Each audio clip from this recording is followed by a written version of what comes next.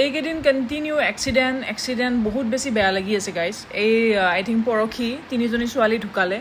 নিউজটো পাই বহুত বেছি বেয়া লাগিছে পৰহি নে কালি একজেক্টলি মই পাহৰিছোঁ কিন্তু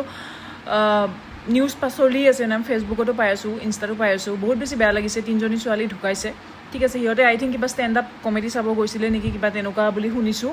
চ' যিয়ে হওক বহুত বেছি বেয়া লাগিছে আৰু আজিকালি মানে মানুহবিলাকৰ মেণ্টেলিটি ইমান বেছি বেয়া সিহঁতে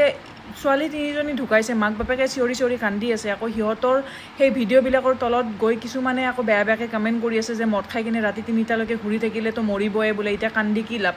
ইমান বেছি ফাল্টু মানুহ লাইফত থাকিব নালাগে মানে ঠিক আছে পৃথিৱীত থাকিব নালাগে হা মাক দেউতাকে ল'ৰা ছোৱালী কি কৰিছে কি কৰা নাই সিহঁতে ইমান চাই থাকিব নোৱাৰে ঠিক আছে বয়স থাকে এটা সেই বয়সলৈকেহে মাক দেউতাকে হাতত ধৰি ঘৰত ৰাখিব পাৰিব